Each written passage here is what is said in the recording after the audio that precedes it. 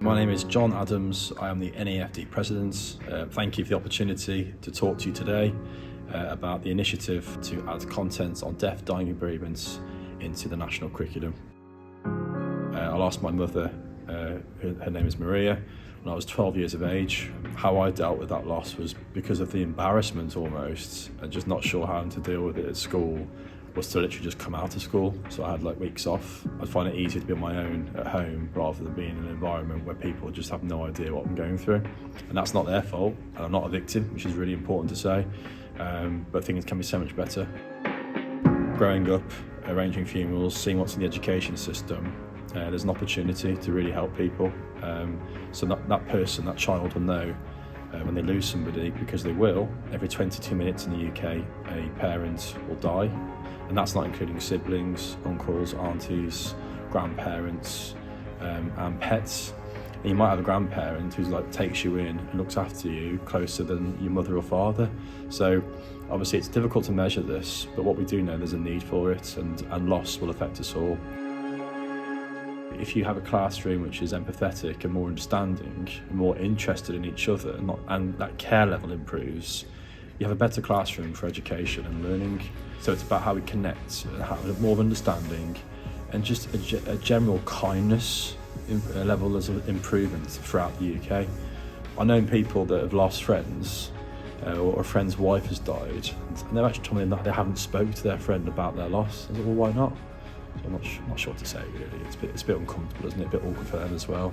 I said, you'd be surprised actually if you just go and tell them, I'm not sure what to say to you, but I'm here.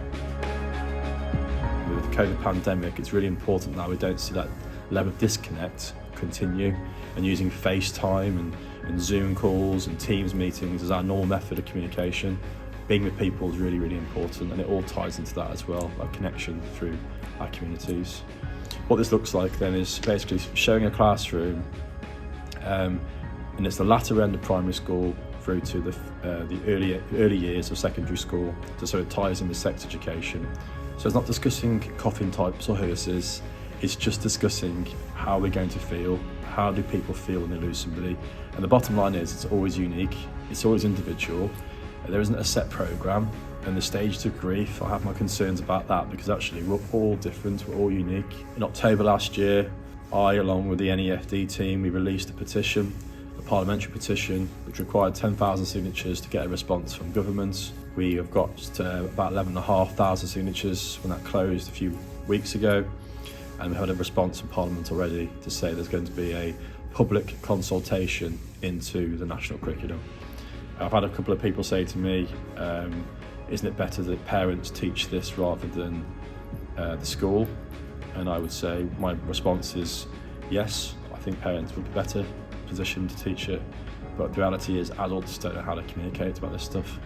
So we have to go to the source, and children are the source, and I believe in 2 generations, conversations and our connection and relationship with death will be improved, and I think the result of it, we'll have a better way of life. We'll have an understanding what we're all here for, and how we treat people is the priority. So we're preparing for it. I've been involved as a co-author in a research policy paper with Bristol University, which again gives the evidence and the data to say how it's going to help and why it's going to help and how it can work. So all these documents now are going to feed into that public consultation. If you can help me, I would really appreciate it. I hope this video explains how it will help. And if you've got any questions, put it on the feeds on this video, and I'm happy to get involved and answer any questions. So thank you so much for watching. I hope I haven't bored you, and as I say, I welcome any questions.